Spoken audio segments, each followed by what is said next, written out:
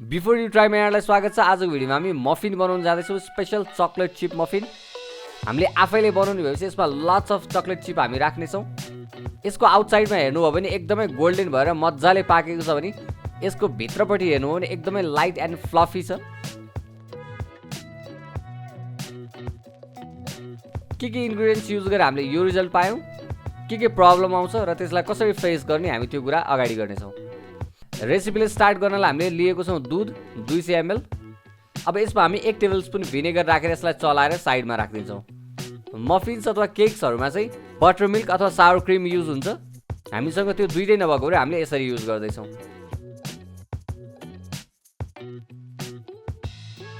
मैले एउटा बलमा 330 ग्राम मैदा लिएको छु।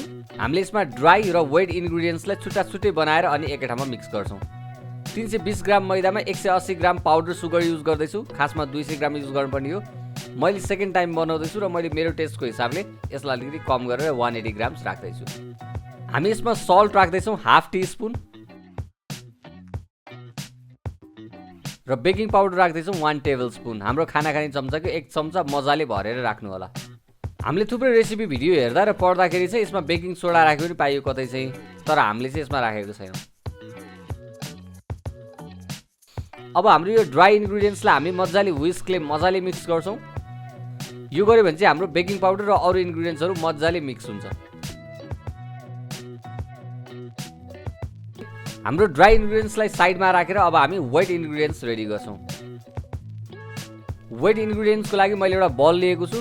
अब यसमा मैले राख्दैछु 115 ग्राम बटर। हामीलाई मेल्टेड बटर चाहिन्छ, त्यही भएर मैले यसलाई चाहिँ 40-45 मिनट माइक्रोवेभमा मेल्ट गरेको छु। हाम्रो मार्केटमा अनसल्टेड बटर पाउनु चाहिँ अलिकति गाह्रो छ, त्यही भएर प्रायः रेसिपीमा मैले लोकल डेरीबाट चाहिँ किन्ने गरेको छु। तर हामी बेकिङमा अलिकति डिप डाइभ गऱ्यो भने चाहिँ बटरको पनि वाटर कन्टेन्टले गर्दाखेरि अलिकति रेसिपी बिग्रिन सक्छ। मेल्टेड बटरलाई हाम्रो बलमा राखिसकेपछि यसमा हामी 2टा अन्डा राख्दैछौँ र यसलाई हामी मजाले फिट्छौँ। अनि अर्को इम्पोर्टेन्ट कुरा भनेको हाम्रो यो रेसिपीको एभ्री इन्ग्रेडियन्ट चाहिँ रुम टेम्परेचरमा हुनुपर्ने हुन्छ। त्यो भएर यहाँले फ्रिजमा राखेको कुनै सामान छ भने त्यसलाई यहाँले रेसिपी बनाउनुभन्दा 1 घन्टा अगाडि बाहिर राख्नु पर्यो। यसपछि अघि हामीले साइडमा राखेको दुध पनि यसमा राखिदिन्छौँ। यो हेर्दाखेरि फाटेको जस्तो देखिन्छ, भिनेगरले गर्दा हो, इट्स नर्मल, आत्तिनु पर्दैन। यहाँले यस्तै थुप्रै युनिक रेसिपिजहरू हाम्रो च्यानलको भित्र भेट्न सक्नुहुनेछ। यहाँहरू कुकिङमा इन्ट्रेस्टेड हुनुहुन्छ र यहाँलाई हाम्रो भिडियो मनपर्छ भने प्लिज सब्सक्राइब गर्नु होला। र लास्टमा 1 टीस्पुन जति भेनिला एसेन्स। अब यो वेट इन्ग्रेडियन्ट्सलाई मैले साइडमा राखेर फेरि ड्राई इन्ग्रेडियन्ट्स लिएको छु। यसमा मैले 1 कप चकलेट चिप्सहरू राखिदिएँ। यहाँले अनलाइनमा इजिली किन्न पाउनुहुनेछ। चकलेट चिप भन्ने बित्तिकै हामीले यो सेपको देख्ने हामीलाई बानी हुन्छ, अनि यही नै युज गर्दा मात्रै राम्रो जस्तो देखिन्छ भनेर मात्रै हो। नत्र प्रायः चकलेट रिलेटेड रेसिपिजहरूमा चाहिँ यहाँले चकलेट किनेर अनि त्यसलाई चप गरेर युज गर्नुभयो भने चाहिँ योभन्दा धेरै मिठो र बेटर क्वालिटी हुन्छ। यो चाहिँ मैले अघिल्लोचोटि चकलेट चिप मफिन बनाएको हो। अब फर्स्टचोटि भएको भएर त्यो आफैमा टेस्टिङ थियो, त्यो भएर मैले त्यो भिडियो चाहिँ अपलोड गरिनँ। अब यसलाई पनि मजाले मिक्स गरेर हाम्रो जुन वेट इन्ग्रेडियन्ट्स थियो त्यो हामी ड्राई इन्ग्रेडियन्ट्समा राख्छौँ। अब यसमा यहाँहरूले एउटा मात्रै याद गर्नुपर्ने कुरा भनेको यसलाई यहाँहरूले ओभर मिक्स गर्नु हुँदैन, धेरै चलाउनु हुँदैन। हामीले यसलाई धेरै मिक्स गर्ने न्युमा धेरै चलायो, यसलाई मिक्स भएन भनेर हामीले यसलाई चलाइराख्यो भने चाहिँ हाम्रो मफिन अलिकति फ्लफी बन्दैन र अलिकति च्युवी टाइपको बन्छ। अब यो स्टेजमा हामीले घरमा काम गर्दाखेरि हामीले 100% फेस गर्ने प्रब्लम भनेको हामीले प्रिपेयर गरेको ब्याटर कि साह्रो हुन्छ कि गिलो हुन्छ। किन भन्दाखेरि हामीले युज गरेको बटरमा वाटर कन्टेन्ट कति छ त्यसले फरक पार्छ। अनि 2टा अन्डा युज गर्दा अन्डाको साइज ठुलो सानो हुन्छ, त्यसले फरक पर्छ। र हाम्रो मेजरमेन्ट घरमा कहिले पनि एकुरेट हुँदैन, त्यसले पनि फरक पार्छ। यहाँ चाहिँ मैले रेडी गरेको ब्याटरमा 1 मुठी जति पिठो थपेँ। त्यो भनेको लगभग 60-70 ग्राम्स हुन्छ। हामीले 330 ग्राम पहिला लिएको थियौँ र 70 ग्राम अहिले एड गर्दा हाम्रो टोटल पिठो 400 ग्राम भयो। भनेपछि यहाँले स्टार्टिङमा 400 ग्राम मैदा राख्नुभयो भने यो मेजरमेन्ट ठिक हुने भयो। बाइ द वे यस्तो प्रब्लम्सहरू पनि हामी हाम्रो क्यामेरामा देखाउँछौँ। किन भन्दाखेरि हाम्रो च्यानल रेसिपी सिकाउने भन्दा पनि रेसिपी घरमा ट्राई गर्दा के प्रब्लम आउँछ त्यो कुरा हामी सो गर्छौँ। मफिनको ब्याटर रेडी भइसकेको छ। अब यसलाई हामी बेक गर्नेतर्फ लाग्छौँ। अब यसलाई बेक गर्नको लागि चाहिँ हामीलाई स्पेसल मफिनको ट्रे चाहिने हुन्छ। तर यसको बेफाइदा के भने यहाँहरूसँग ओभन छैन भने यहाँले अरू भाँडाहरूमा चाहिँ यसलाई बेक गर्न मिल्दैन। तर यहाँले के गर्न सक्नुहुन्छ भने मार्केटमा सानो खालको सिङ्गल मफिनको लागि छुट्टा छुट्टै टिन पाइन्छ। यहाँले त्यो किन्नुभयो भने चाहिँ यहाँहरूसँग ओभन छैन भने यहाँले रेगुलर भाँडामा पनि त्यसलाई प्रिपेयर गर्न सक्नुहुन्छ। अब त्यसको भिडियो चाहिँ हामी फ्युचरमा लिएर आउनेछौँ। अब यो मफिनको ट्रेमा चाहिँ हामी मफिन पेपर राख्दैछौँ। यो पेपर मार्केटमा इजिली एभाइलेबल हुन्छ। यहाँले मफिन पेपर युज गर्नुहुन्न भने चाहिँ यो ट्रेमा मजाले बटर लगाउने, त्यसपछि मैदाले स्प्रिङ्कल गर्ने र एक्सेस मैदालाई मजाले खनाइदिएर अनि यहाँले यसरी ब्याटर राख्न सक्नुहुन्छ। त्यो गर्दाखेरि चाहिँ मैदाको आउटसाइड अलिकति क्रन्ची हुन्छ, तर यो ट्रे चाहिँ अलिकति फोर हुन्छ, माझ्न पनि गाह्रो हुन्छ। अब यसमा ब्याटर कति राख्ने भन्दाखेरि चाहिँ यहाँ कप भन्दा माथि नआओस् भन्ने लाग्छ भने यहाँले हाफ मात्रै राख्नु पर्यो र यहाँलाई मसरुमको जस्तो सेपमा चाहिन्छ भने यहाँले कम्प्लिट फिल गर्नुपर्ने हुन्छ यसलाई। मैले यो फर्स्ट ब्याचमा चाहिँ अलिकति कम नै राखेको छु। ब्याटर हामीले सबै राखिसकेपछि यसलाई हामीले चक्लेट चिपले टपिङ गर्दैछौँ। यहाँ देख्न सक्नुहुन्छ हाम्रो चाहिँ ब्याटर अलिकति इभन छैन, कुनैमा धेरै कुनैमा थोरै छ, यसले गर्दा चाहिँ साइज चाहिँ फरक फरक हुन्छ।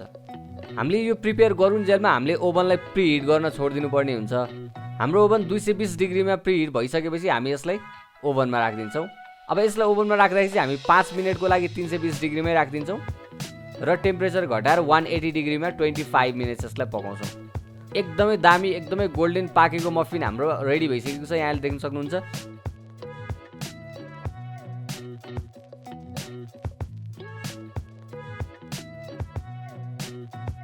अब यो पाक्यो कि पाकेन भनेर टेस्ट गर्नको लागि चाहिँ यहाँले एउटा टुथपिक लिन सक्नुहुन्छ र यसलाई मफिनको भित्र पुग्नेसम्म गरी गाड्ने र बाहिर निकाल्दाखेरि यसमा ब्याटरहरू लागेर आयो भने चाहिँ त्यो पाकेको छैन भने थाहा हुन्छ।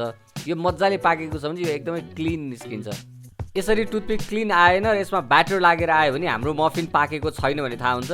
यदि त्यस्तो भयो भने चाहिँ यहाँहरूले यसलाई फेरि दोहोऱ्याएर ओभनमा राख्नुपर्ने हुन्छ 5 मिनट 10 मिनट यहाँहरूले कन्डिसन हेरेर। तर यहाँले यो टेस्ट गर्ने बेलामा चाहिँ ओभनबाट निकाल्ने बित्तिकै टेस्ट गर्नु होला ताकि यो मफिनको भित्रको टेम्परेचर सेलाउन नपाओस्। हाम्रो चाहिँ मजाले पाकेको छ, यहाँले देख्न सक्नुहुन्छ एकदमै अमेजिङ हाम्रो मफिन रेडी भइसकेको छ। आउटसाइडमा एकदमै गोल्डन छ। हामीले घरमा बेक गर्ने रेसिपिजको यो कलरहरू कन्सिस्टेन्ट नहुनु र इभन कलर नआउनुको कारण चाहिँ के भने हाम्रो सानो खालको ओभन हुन्छ, यसको हिटिङ एलिमेन्ट एकदमै क्लोज हुन्छ र जुन हिटिङ एलिमेन्टको नजिक पर्छ त्यो अलिकति बढी गोल्डन हुन्छ, टाढा पर्ने चाहिँ अलिकति वाइट नै हुन्छ। तर यो मजाले पाकेको छ, एकदमै फ्लफी चाहिँ यहाँले देख्न सक्नुहुन्छ। अब यहाँले ओभर मिक्स गर्नुभयो भने चाहिँ च्युवी हुन्छ, यस्तो सफ्ट यहाँले भाँच्दाखेरि सट्ट निस्किने हुँदैन। च्युवी भनेको चाहिँ यहाँको लगभग डोनट जस्तो साह्रो हुँदैन, तर अलिकति चपाउनु पर्ने खालको अलिकति चाम्रो खालको बनिन्छ। हामीले धेरै रेसिपीहरू युट्युबमा हेरेर घरमा ट्राई गरेर बिग्रिसकेपछि के गरेर बन्छ त्यो सबै कुराहरू गरेर हामीले थुप्रै भिडियोहरू बनाएको छौँ, यहाँले हाम्रो च्यानलभित्र गएर हेर्न सक्नुहुन्छ। आज हामीले बनाएको जस्तो 400 ग्रामको मैदाको यहाँले मफिन बनाउनु भयो भने लगभग 16वटा जति मफिन बन्छ। अनि यसको बेस्ट पार्ट भनेको यहाँले एकै दिनमा यसलाई बेक गर्नुपर्छ भन्ने पनि छैन। यहाँले यसलाई फ्रिजमा राखेर नेक्स्ट डे पनि बेक गर्न सक्नुहुन्छ। हाम्रो च्यानलमा थुप्रै बेकिङको रेसिपीहरू पनि आउनेवाला छ। हाम्रो च्यानललाई सब्सक्राइब गर्नु होला। यहाँहरूको सजेसन्सहरू हामी एकदमै एप्रिसिएट गर्नेछौँ। हाम्रो भिडियो कस्तो लाग्यो, कस्तो हुनुपर्छ, फ्युचरमा कस्तो भिडियो यहाँले खोज्नु भएको छ प्लिज कमेन्ट गरिदिनु होला। कुकिङमा इन्ट्रेस्टेड हुनुहुन्छ भने हाम्रो च्यानललाई सब्सक्राइब गर्नु होला। Stay connected.